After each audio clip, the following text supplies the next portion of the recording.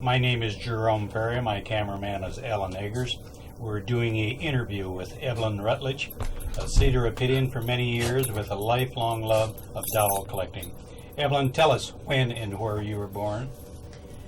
I was born August 31st, 1931, on a farm in rural Center Point, Iowa. What was your parents' names? Bessie and Louis Sokup. What was your mother's maiden name? Valenta. Valenta? Yes. Yeah. Did you tell me they had a hickory nut farm? Yes, when they lived on one of the farms, they had a orchard of hickory nuts. My mother used to go out and pick them by the bushels and bring them to Cedar Rapids and sell them for 50 cents a bushel. Really? What was your dad's occupation? When we moved to Cedar Rapids when I was 3, and my dad worked first at La Plante Schultz, and we lived on 6th Street Southwest, and he would walk all the way to work and back, which was on the southeast side of town. And then he got a job in at FMC, Link Belt Speeder at the time, and he worked there for 29 years. Where'd you go to grade school? I went to Van Buren 1 year, and then we moved over to 6th Street Southwest, and I went to Taylor, and then from there I went to Wilson from 7th through 12th grade. What year did you graduate? 1949. Yeah. Did you have any idea, or too young to have any idea what you could possibly do with your life? Did you have any ambitions? At that time, most girls' ambitions were to get married, not to go out and really work. I did work for a while, but I was married quite young. Yeah. What was your first job? When I was 14, I started working at McClellan's dime store, and I worked there for quite a while, and then I worked at Penny's for a little bit, but then my first real job was Metropolitan Supply, and then I went over to Kirby Company. What year did you get married? We were married September 16th, 1950. Where'd your and who did you marry? What was your husband's name? His name is Cheryl Rutledge, and he lived on 6th Street, and he went to Roosevelt, and I went to Wilson. Yeah. Where did he work at the time? He started working at Iowa Manufacturing. Tell us when you started to get interested in dolls. I had always loved dolls. As a young child? As a child, I always played with dolls. My parents couldn't afford too many dolls for me, but they always managed to at least have one doll for me at Christmas time. And I just loved dolls, and I loved paper dolls. And I played with them until I was probably 11, 12 years old. So tell us about your collection and your love of your hobby. I had 2 of my own dolls, and I'm going to show you my one doll. This is my baby doll. This is one you had as a child? This is one I had as a child. She's all original. She's composition, and she has a cloth body. But her shoes and socks and her clothes are all her own. So it looks like I took care of my dolls. But that's one thing, I used to give my dolls different names, so I really didn't have one single name for my doll. And the other doll is an all-composition doll, and she has mohair, where this one has molded hair, and you just almost look at her hair and it falls apart now. Did you and Cheryl have any girls? No, we didn't. We had 2 boys. Okay. The reason I asked is how you had kept the young girls, or do you have any problem with the grandkids keeping their hands off of your grandma's collection? I never had a problem with all 3 of our grandchildren. They knew they were grandmas, and they knew they couldn't touch them. And it was my sister's grandchildren that I had to watch, not my own. Okay. Well, you can continue on with your story. Well, I was just going to say that this doll has been kept in good shape. Composition has to be kept in an even temperature all year long. when the children were through playing with them, the mothers would take them upstairs and put them in the attic. Where it was dry? Where it was damp and hot, and in the wintertime it was cold and damp, and they would start to crack and peel. And as you can see, this doll doesn't have really any on it. It's done real well, even though it was in the attic, but this doll did real well. So I put it back down.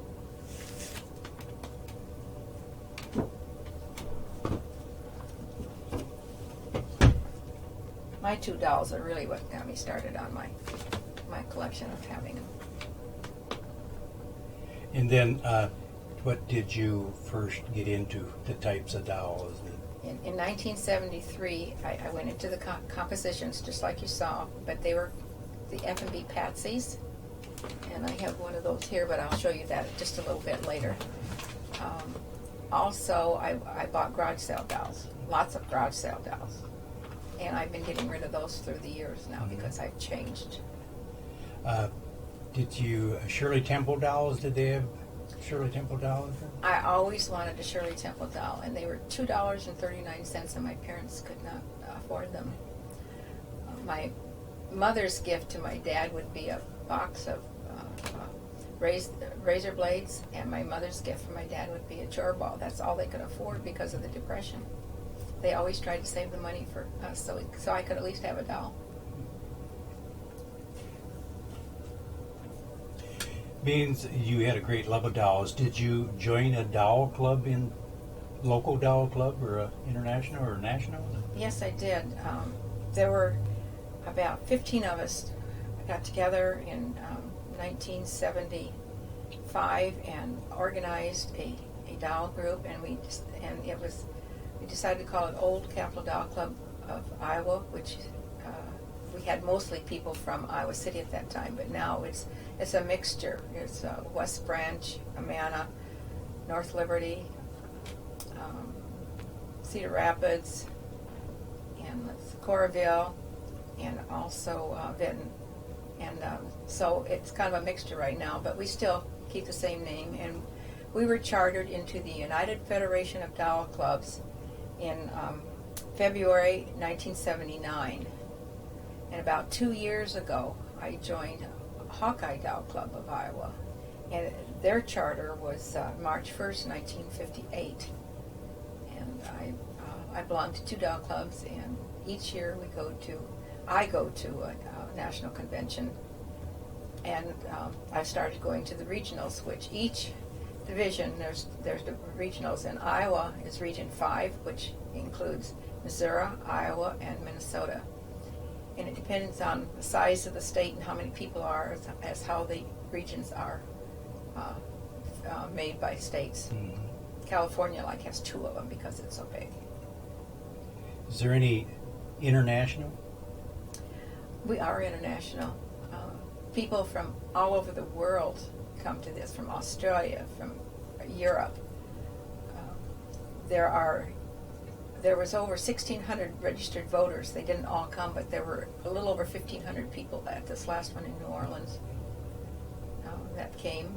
They have luncheons and breakfasts, and they also have workshops.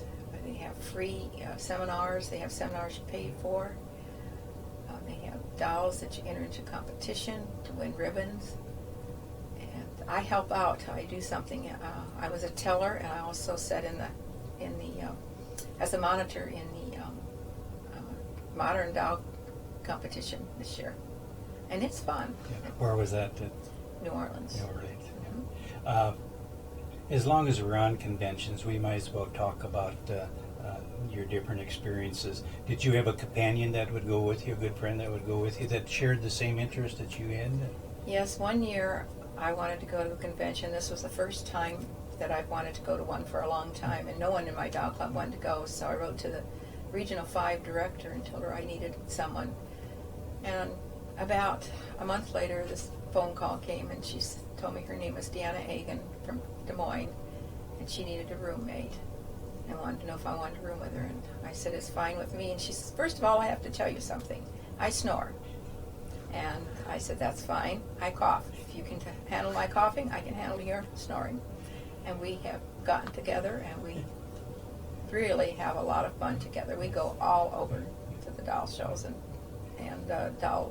regional doll shows. Where was your first big convention that you attended?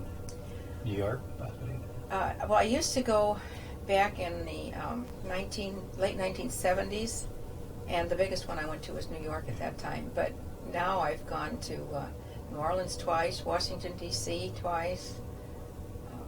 I've been to Chicago twice. Next year it's in Kansas City, Missouri. The following year it's going to be in Pittsburgh, Pennsylvania. Is there any men collectors? Oh yes, we have one man in Old Capitol Doll Club, and we have two men in Hawkeye Doll Club. How about recognition? Do you ever come home with any awards or recognitions? Yes, I come home with lots of ribbons. This year I came home with 3 firsts, 3 seconds, a third, and 2 that I didn't get a ribbon on. So I felt, being it was a national, I did really well. I will be showing you some of the dolls as I go along. I have a couple that I have ribbons on them. That have won prizes? Yes. You had told me about a story about the World Trade Center. Yes, Deanna and I went to Grand Island, New York on a Monday before the World Trade Center was bombed. And we were getting ready to go out Tuesday morning, had shut the TV off, knew absolutely nothing about the World Trade Center. And unfortunately, we made a wrong turn on the wrong bridge. It was a bridge for workers that went between Canada and the United States. And the United States person said, well, we'll send you through, because there was no way. We'd had to back a long ways. There was no way we could get out of there. So we went over, but when we got into the Canada side, we really got the third degree. We had to produce our passports, which the day before, we didn't have to have anything like that.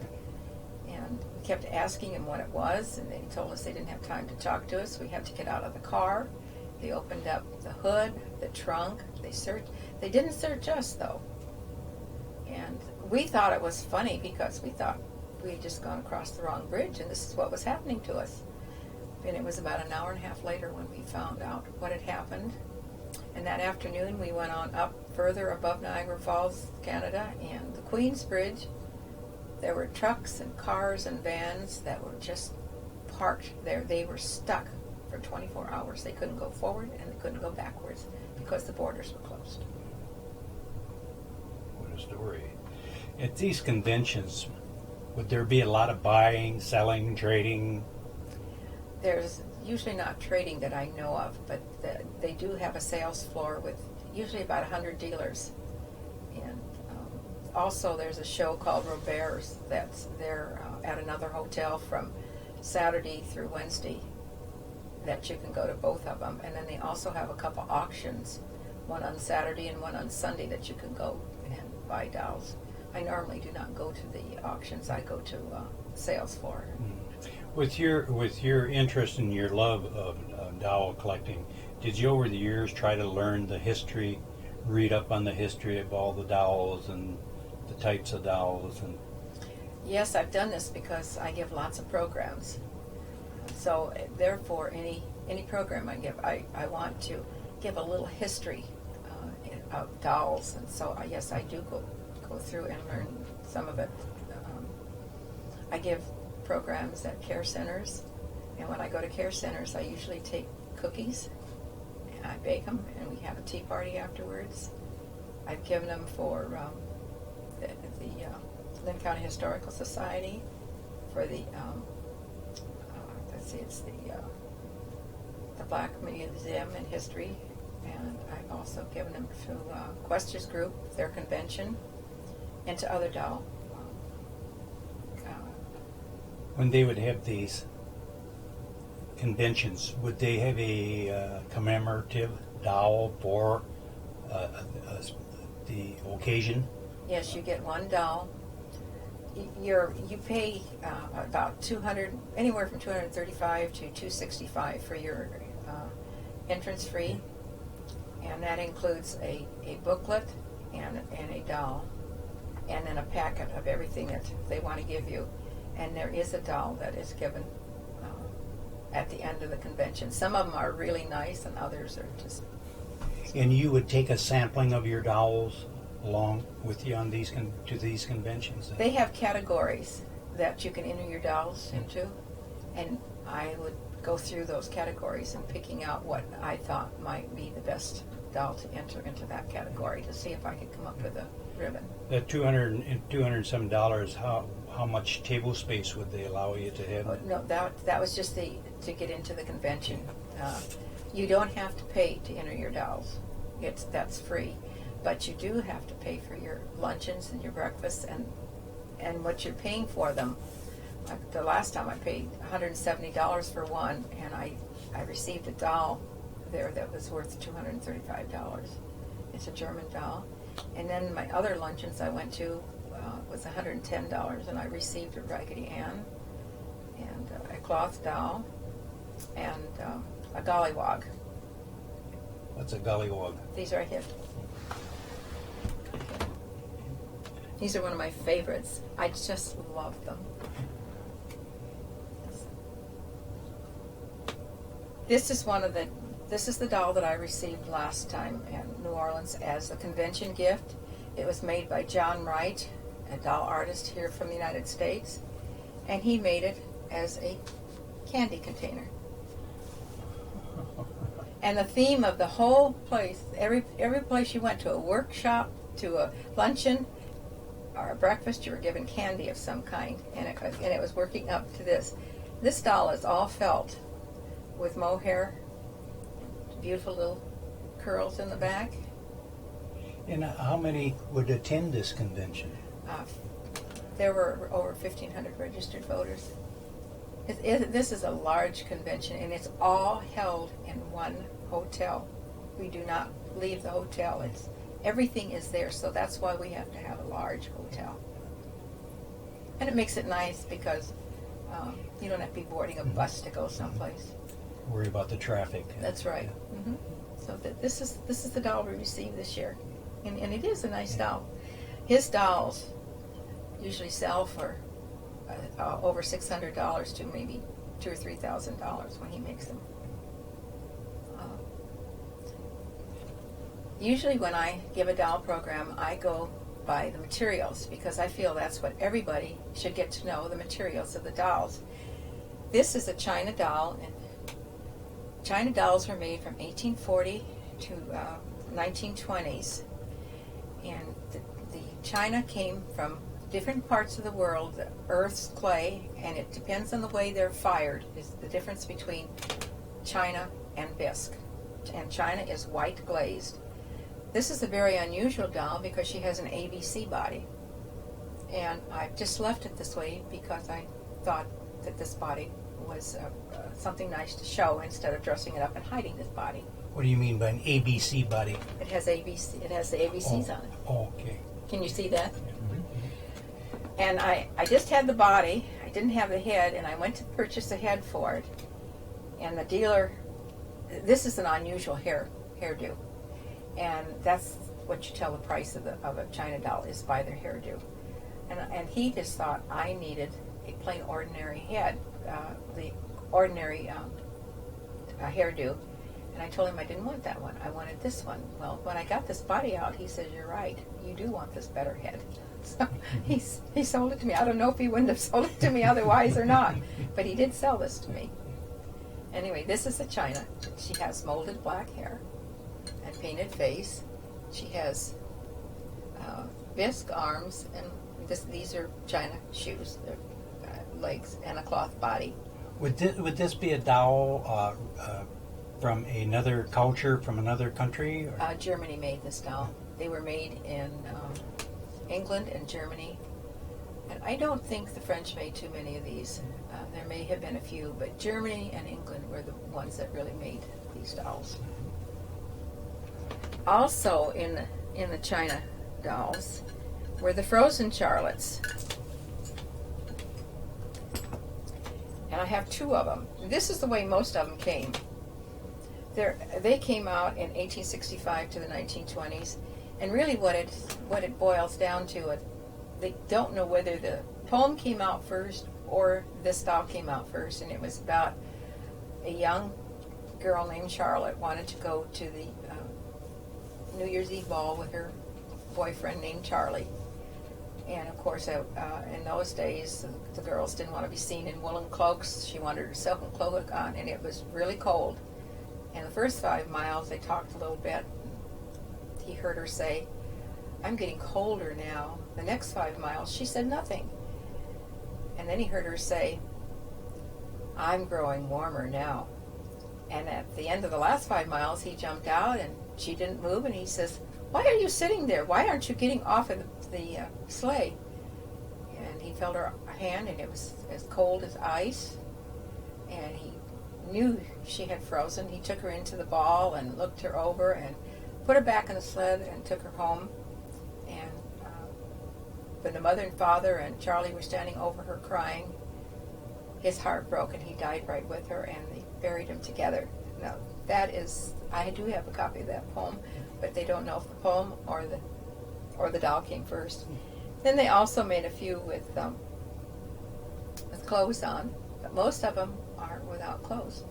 And this one is a bisque one, and it's one that's a real light slipped bisque. It's not heavy like the others.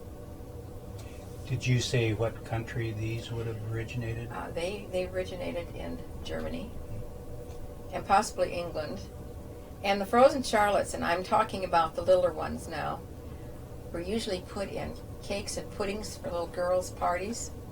And wouldn't it be fun biting down on one of these hard dolls?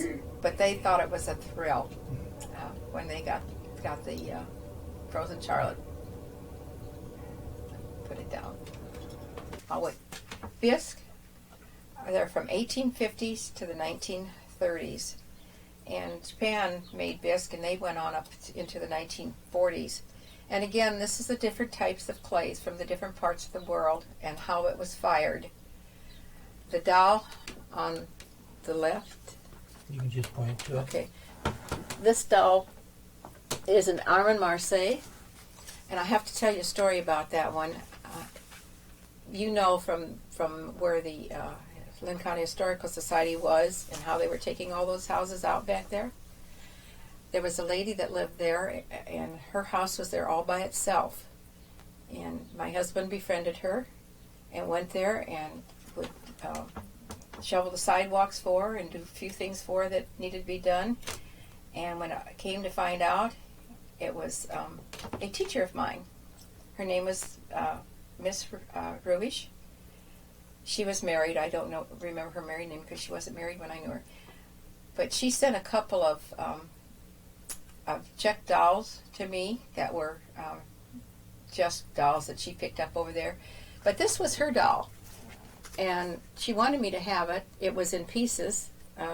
Evidently, she picked up the arm and broke a little bit off of the arm there, which my friend took and redid, and we put her together. And I happened to have that dress, but it took 3 slips that I had to cut off pieces of them to sew them together to get it as long as that dress. But that dress really does mean a lot, or not the dress, but the doll does mean a lot to me because it came from one of my teachers. The facial tones, it looks so real. Yes, that's the difference between bisque and China. Bisque is the tone of our own faces, and China is white. And the other one, she is a Kessner. She has a wobbly tongue. I don't know if you can hear it. Do you want me to try and see if you can hear it? That's okay. You can try it. Okay, it might pick it up. She has a tongue in there that moves, which is very unusual. And they both have sleep eyes. She has a bonnet on from Neiman Marcus, which is an old one. And all of her clothes are old. And they both have composition bodies. What's the little Raggedy Ann? Is that a Raggedy Ann she's holding beside her there? The rag doll? To the right, yeah. No, that's another one I want to tell you about. So Okay. there's the Raggedy Ann down there. Okay. But I also have another little doll. I have a baby doll. This is a Bilo baby. Grace Putnam Bilo made this Bilo. She went to the hospital in the about 1932 and saw a newborn baby. And as she was sculpting the baby, the third day she had to go by memory. And so these babies were made in Germany, just as those other two were. And this one has her paper sticker on her, which is very unusual. Wouldn't you, as a little girl, be the first thing to take off? Yes. Well, it's on her. I bought her at an auction. She didn't have any clothes, but I happened to have this nice dress that this is the way they're dressed. Went just perfect with her. Some of them have hair, some have sleep eyes, and you can tell that those eyes would have to be awfully small to be sleep eyes. They also made them bigger with just the bisque head and the cloth body. I don't have one of those. I do have one that's a composition body, and the composition head with a cloth body. But my loves are these little all bisque dolls, and I have about 14 of these little ones. And in must have been about 1989 or something like that, I decided to change my collection from composition dolls to little all bisque dolls. I saw a collection of them, and I just fell in love with them, and I said when I could afford them, those are the ones I'm going to collect. And those are the ones I collect mostly now, from 9 inches on down to about a fourth of an inch. They're real little. The next material is paper mache, and I'm going to turn ready. Paper mache was made from 1780 to 1890, although they did not make dolls until about into the 1800s. This is a mixture of paper, paste, and water, and it's all pressed into a mold to let dry. And then of course they sand it and paint it. The only problems with this doll is you cannot get it wet. Moisture. And insects love paper. I have seen a doll that had an arm of paper mache, and they shellac over it, hoping that will keep the insects off. But they got inside, and the whole inside of the arm was eaten out. All was left was the piece of shellac that went around it. This happens to be one of my favorite little dolls. She's a black, and she has the black features, which is so nice. Would this been probably a doll that was in a price range where more people could afford it? It wouldn't be so expensive because it was made out of composition or paper? Paper mache. Paper mache. All dolls were fairly cheap at that time, although for the people that were poor it wasn't. Yeah. But the bisque dolls, you could go into the dime stores and get them for a quarter, 50 cents. And that same doll that you would have gone there to get then probably sells for hundreds of dollars now. Do you remember when you was a little girl, when you'd go to the store with your mother, did your memory let you remember any dolls that you've seen that you are probably collecting today in the dime stores? I don't remember the bisque dolls lying there. I just remember the composition dolls that I played with. That's all I remember. And I was never ever allowed to buy a doll when my mother and I went downtown because she didn't have the money. What I was allowed to have was a dime, and I would walk around and around and around the candy counter. With your dime tied in your handkerchief? And I would end up getting a dime's worth of chocolate stars. And then I really felt I had something carrying it in my hand. But this is my favorite black doll that I have, although I have some others that are bisque, but this one I really like, and I really had to pay for this one too. I bought it at an auction, and this person bidding opposite me didn't know the first thing about dolls, and I made up my mind he wasn't going to have it, and he didn't get it either. They do use this type of material for the bodies of some of the composition-headed dolls. They're kind of a crude doll as it is, their bodies, but the heads aren't. But this is a nice doll. Okay. Our next set of dolls are cloth dolls, and they are from the mid-1800s to the present. These dolls, those that were made before 1850, are very hard to find, and most of the time you find them just in the museums.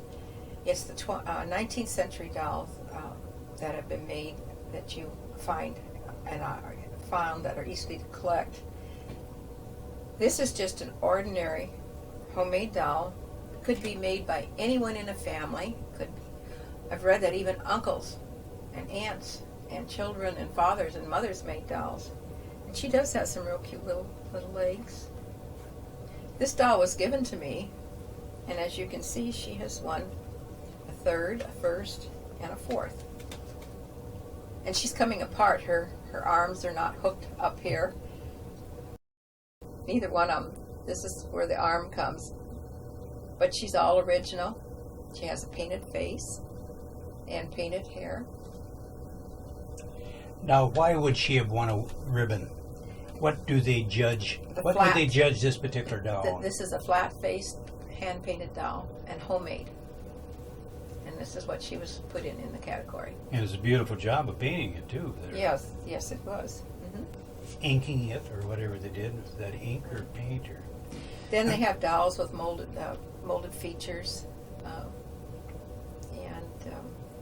They have dolls that are made by doll artists. And the other cloth doll that I got out for you is a Lindsay. A what? A Lindsay. He's made in Italy. This is Italy's most famous doll that they made, was this one. And he is a Dutch doll. He's all original. He has his original tag here. And he has this little, I forgot what you call that now. But anyway, he carries. Yoke? Yes, his yoke. His original mohair, beautiful painted face. And they're still making these today, but not quite like this. They're a little bit different. But they got a patent for these in 1922 because they became so well known.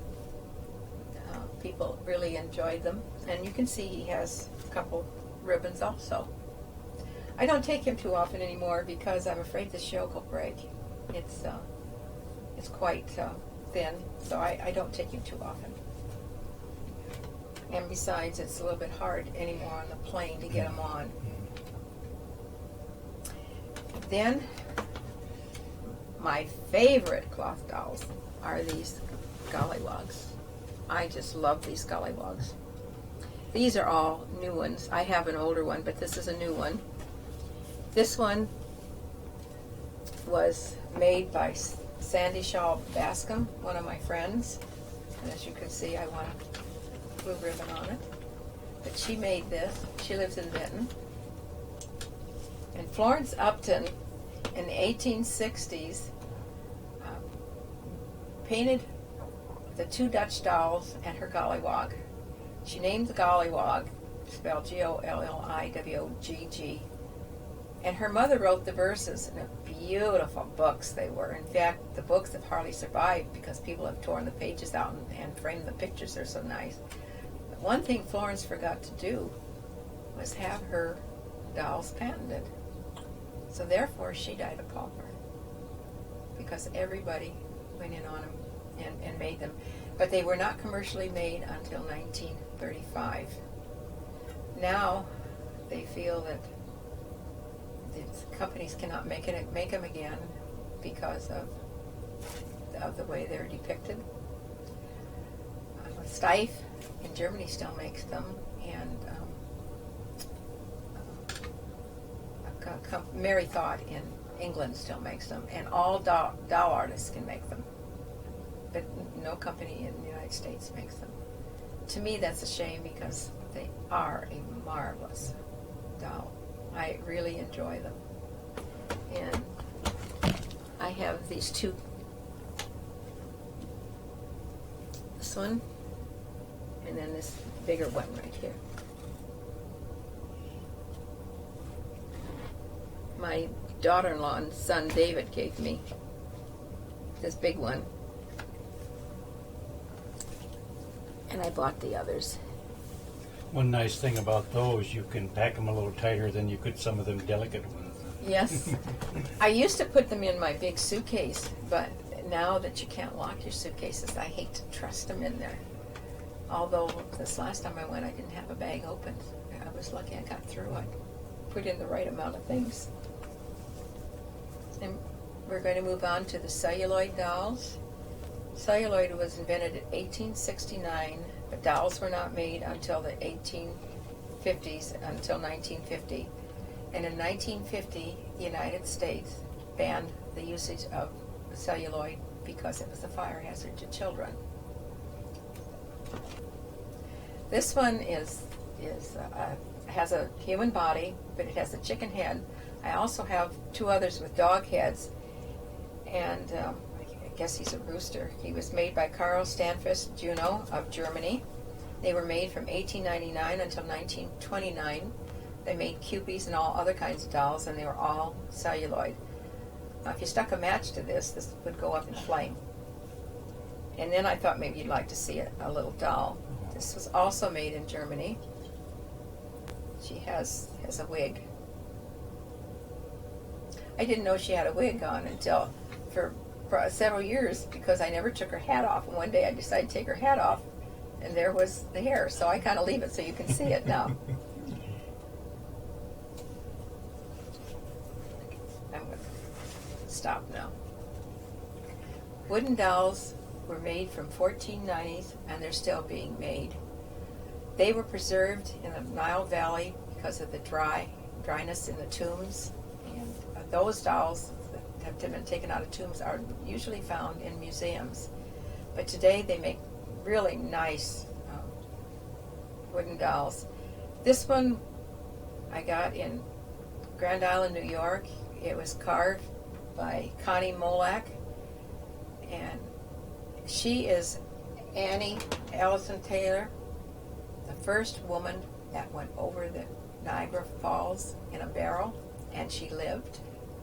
And while we were there, that's what they were celebrating, was her going over the Niagara Falls. And also they were, that's when Teddy Roosevelt was becoming president, because I forgot the president before him. He was shot, and they happened to have a X-ray machine there, and if they would have used the X-ray machine, the president would have lived. But they didn't think of using it. Anyway, this one has a little cat on it, and this was a gift by the hostess at our table. She carved 9 of these plus a big one for the helpers. So this is really a nice little doll. And one that I really enjoy, it is in the original box, and if you notice right here, the staples are bent to the side. That's the way they were evidently first came out, and they came out in the late 1880s. And I have the old woman in the shoe. She sits here, and she has 4 of her children in here. I'm going to take one out. I don't know if you can see it or not, but their arms move, their legs move, and they have painted faces.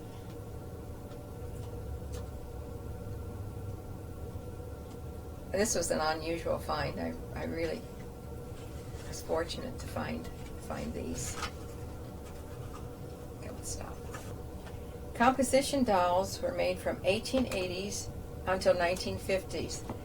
This is the Patsy doll, and F&B Doll Corporation made her in 1932. She's a Patsyette, and she's one of the Patsy sisters. This was the best dressed doll until Barbie came along. And also I feel that F&B made the nicest looking composition, and it has lasted the longest. But she's all original. She has her original pin. She had a original F&B bracelet, which I moved to another doll, but I will be moving back to her. And she has her F&B on her dress. F&B was A doll company, and it was in New York. It's still going today, but it's been changed by several different people. Robert Toner has it right now, and they're making vinyl dolls today. The material that composition is made of is sawdust and glue, and it's all put together and dried and sanded. And today they have found a way of restoring these. They peel off all of the cracked, but I don't know what they put back on there, but whatever they put back on there, you cannot tell the difference. I'm glad that the composition dolls that I have, that I bought them years ago before they knew how to do that, because I know they're all original. And the last dolls that I'm going to show you are vinyl, hard plastic.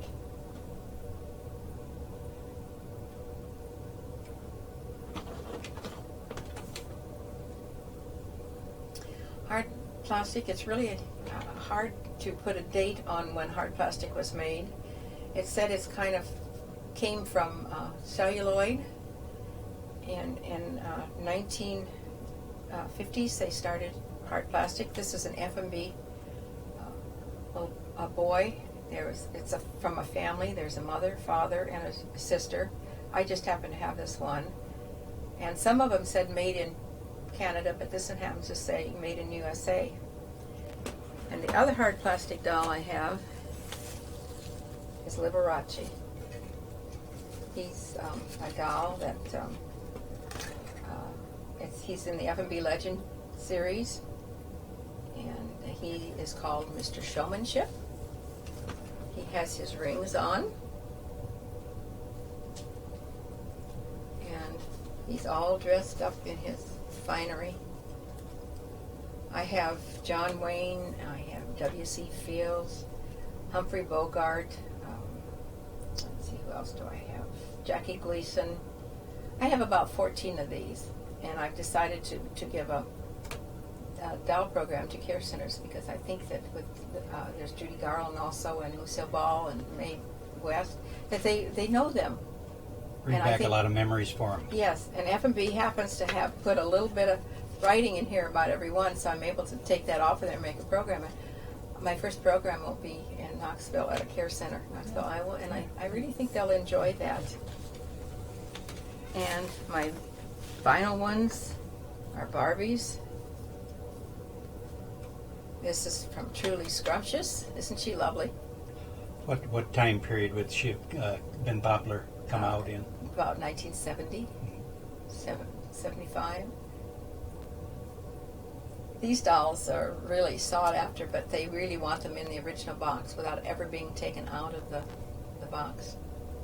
But I can't see leaving them in a box. If you buy a doll, I think you really need to be able to hold it. Yeah, touchy-feely. Yes. Did you collect any Kens? Her boyfriend? Yes, I do. I have some Kens, but they're not selling. I have some of each one of the family of Barbies, but this last summer I took 79 Barbies in the original box and gave them to my daughter-in-law. She has an instant collection. She loves them, and I'm trying to downsize. And these dolls were in the closets, up on the shelves. And like I said, if you can't take them out and hold them, I have them. Did anybody collect the cutout dolls in the Sunday papers? Yes, those are paper dolls. Mm-hmm. I used to have some, but I kind of sold all my paper dolls because I didn't have room for them. But that would have been a nice collection for me too. Did you ever have the opportunity to travel to Europe? Yes, we did. We've been to France three times, and our French friends there took us to places where I could buy some dolls. They were German dolls, though. And we've been to England, where I bought some dolls, and Germany, and Italy, and Austria, and Switzerland. Those are the countries we've been in. Do you think, is it still popular for young girls to play with dolls like they did when you were growing up? Or are they too involved in... There are some girls, and it depends on the mother. If the mother wants to get their child involved with dolls, they do. But otherwise, at about 7 and 8, they're on to other things like computers. And the last doll I want to show you is very fitting. This is Barbie. She is the Statue of Liberty, and she was put out by FAO Schwartz for the 110th anniversary of the Statue of Liberty. And being that we're in this time of the year of the worlds that we've had, all the wars, I really think it's great to have a doll dressed in red, white, and blue like she is. How old is Barbie? Barbie came out in 1959. The very first one is worth probably $3,000, $4,000, $5,000, $6,000. Very nice. Do you have any other collections of other than dolls? Yes, a few years ago I started buying breakable, hand-blown, glass-blown, breakable Santa Clauses. I have 2 full trees and part of another one now, and I'd like to tell you just a little bit about those. Go ahead. The ones that I like the best are Christopher Ratko, which that's what most of these are. See Santa Claus up in the bathtub. He's taking it easy after he's been out. Mm. This one I just got in New Orleans. It's the sun with Santa Claus in some type of a sled. Here he is in a blimp. He's in an airplane. He has a Christmas tree with dolls. This one up here is Harley Davidson. Can you see him? Right there. He's on top of a house there. This is a bell. And they're just all different kinds. And Christopher Ratko, they're made in Poland, Germany, and Italy. He's been making them for a little over 15 years. He was devoted to his energy to creating and restoring all the old magic and sparkle from the 1800s. So it takes 7 days to make one of these Christmas ornaments. He has a glass blower that blows them, and then he uses silver to put behind them, and then they are painted. He's from New York, and but he really likes to make Christmas ornaments. And then there is Polonese, which I have one in my lap, and they're about the same way. They're also made in Poland, and they are a New York company, and they try to make the Santas. And they don't only make Santas; they make everything else. Christopher Ratko makes Easter and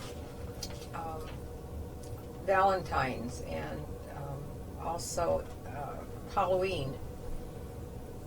And then there's the Old World, which is right here. This one is a signed one. This person that made that signed that. Old World is really the oldest one that's been making them. And also my treetop is Old World. Old World is a manufacturer? Yes, it's a manufacturer, and it's Germany. Germany. I think they have sold now, so I don't know exactly what the company's called, but I think they have sold. What are we looking at here, Evelyn? We are looking at pie birds at the end of the 18th century into the 19th century. Over in England, they made their beef and kidney pies. They were one crusted, and they always ran over in the oven, and someone said there just has to be something so that they don't run over in the oven. And they came out with these funnels, the ones that are right here. Mm-hmm. And if you see, if you see here, Mm-hmm. this is where the steam goes up through there after you set this in your pie. The steam goes there and comes up here. Good escape. Yes, and so therefore that kept them from running over in the oven. And from there they went to making pie birds, and also the chef is down there, and the chick, which is the one with the green and the pink. Those are made in the United States, and those are made in the 1930s and 40s. And both Morton and Swanee Potteries made those. The Clemson of California is, can you see the bird clear over there? Probably not. I think the bird is behind the doll. You want me to move it? Because I'm going to talk about it. The bird is also Clemson's of California, and it's produced the Ralphie's and the Patrick's is what they call these birds, and there are several different combinations, and they are roosters. And some of the earliest pie birds made by American companies are roosters by Pearl, China, and they are found in different colors throughout the United States. Did any of them whistle? No, none of them was. I've only used one once, and I used it with. I went out and I picked some red raspberries, and red raspberries worked right up into there. So I need to try another one. I have one in the kitchen that I bought just special for that, and I need to try that. The chef that you see over here in the green, those are 1940s, and they came in yellow, blue, and green, and they're made by the James Berry Products Merchandise Mart in Chicago, and I have one of every one of those. They also came in solid colors, but those are hard to find, and I have just one of those. The multi-purpose lady, the one with the measuring spoons, she's a dual purpose. You could either use her as a pie vent, or you can use her as a spoon holder, a receptacle for scouring pads, or for soap. And the Dutch girl is the hardest one to find. That's the one that's down there. And the pie bird ducks are also made in the United States. They were made in 1940s and 1950s.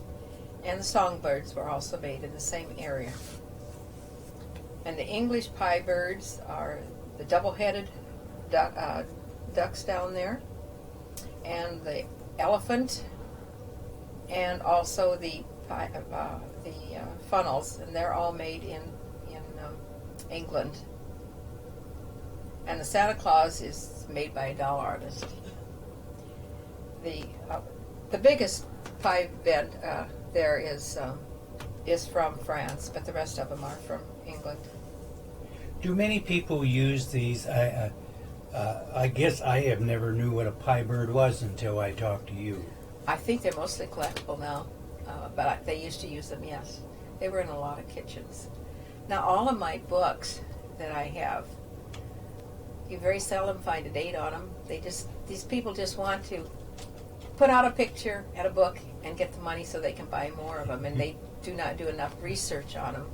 So it's kind of hard for me to date some of these. I can only date a few of them. But I do have some from England or from Australia. There's one pie funnel down there that's from Australia. There's from Germany. I don't have any from Germany. And in fact, I really haven't been collecting them so much the last 2 or 3 years. It's just if I find an old one that I like, then I will pick it up. But I have quite a few of them. I must have about 125.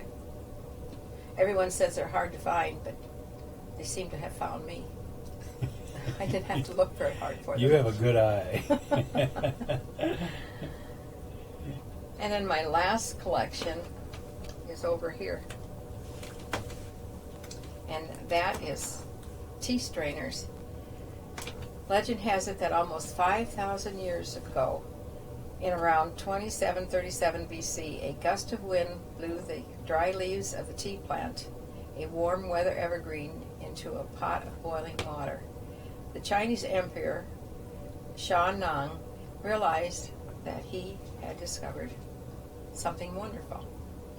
Tea was produced in England in the 1960s, but the first afternoon tea began in France and then into England in the 1840s. To make a good cup of tea, you need to start with fresh water and tea leaves, and you put your tea leaves, oh, stop it. I'm going to pick it up a little bit. Tea leaves are put in here, and as you can see, this is a strainer, and this is to catch any droppings from it. You put your tea leaves in here over your cup, you pour your hot water through here, and you leave it steep for 5 to 6 minutes. You put this back on here to catch any drippings, and you have an excellent cup of tea. These are kind of hard to find. This one is from Austria, and it has a little different handle on it, and it is porcelain. They also make them in sterling silver, which are the two that are down there with the handles. And the little one on the floor, the teapot, is from the 1930 World's Fair. Commemorative? Yes. Possibly teapot. Yes. And the other two things that you see down there are really hard to find, but they're not so old. I haven't found a date, but I feel that they started in about 1940. And when you have a tea bag and you take it out of your teacup, you set it on there. And as you can see, this one right here is a cross collectible. It goes with my gollywogs. Mm-hmm. And this one is Bergwinware. And that is, there are dishes made, and it started in Illinois, and they've moved to Minnesota now, I think. And this is the collections that I like today. I do have some others, but these are the main ones that I like. Mm-hmm. Did any of your children share your love of collecting like you did? I know you mentioned the fact that you give some of your Barbie dolls to your daughter, but Daughter-in-law. Daughter-in-law. Yes. Did any of them share or put the work into it that you did as far as collecting them? No, but they like them. My other daughter-in-law, Dawn, likes the older dolls. She has a collection of older dolls that came from her family. Both of my sons like him. Our oldest son, Chuck, used to like to tease me and tell me that when I'm gone, he's going to bring the flatbed from Hupp Electric and move it up to the front door and put all my dolls on there and take them to the dump. And he did get me a little upset first, and I just thought I was going to tell him, that's part of your inheritance, Chuck. You can do with it what you want. And he's never mentioned it to me again. He was teasing me. Somebody that was wanted to spend the time to put them on the internet, they could become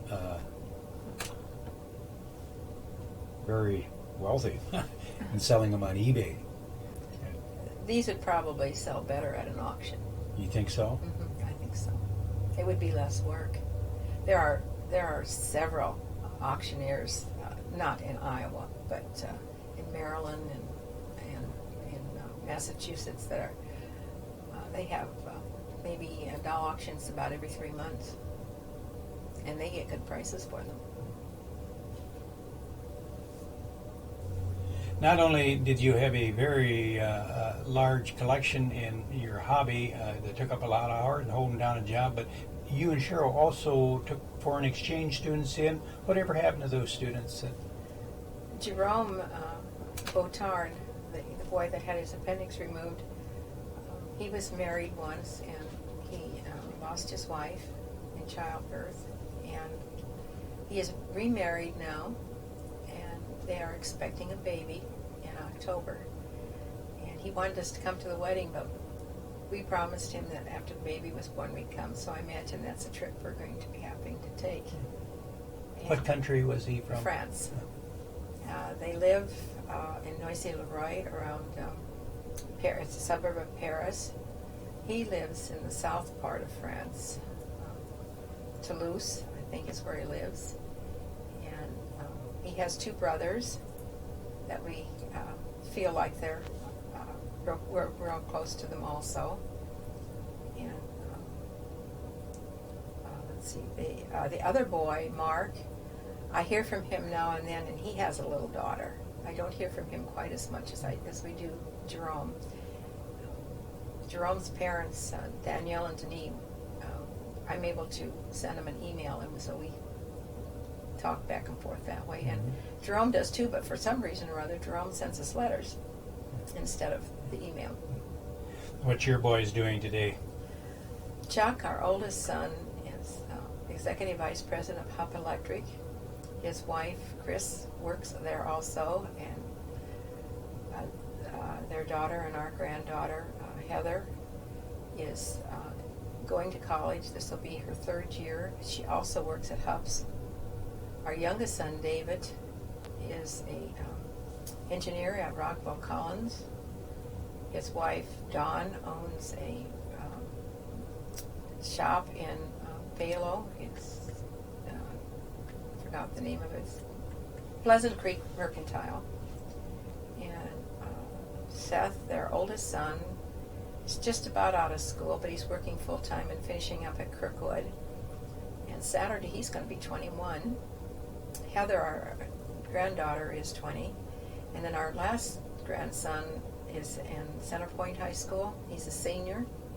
And he has worked a couple of different times at Rockwell Collins, once for school and once this summer for his dad got him a job there. And he graduates, he'll be done in January, but he'll have to go back in June or May, whenever it is, for the graduation. And at one time he planned on going to the service. Whether he still does or not, I don't know. Do you still have any family living? I have a sister that lives in Knoxville, Iowa, and she and I get together quite a bit. And I'm going to go there and do a program for where she works at the care center. Great. She and I, right now she's in Alaska, and Monday I just really felt lost without her. Even though she lives in Knoxville, I felt like I was really lost. That's how close we are. Evelyn, the Cedar Rapids History Center, the Linn County Historical Society would like to thank you very much for sharing your collections with us. I've enjoyed it very much, and thank you for having me.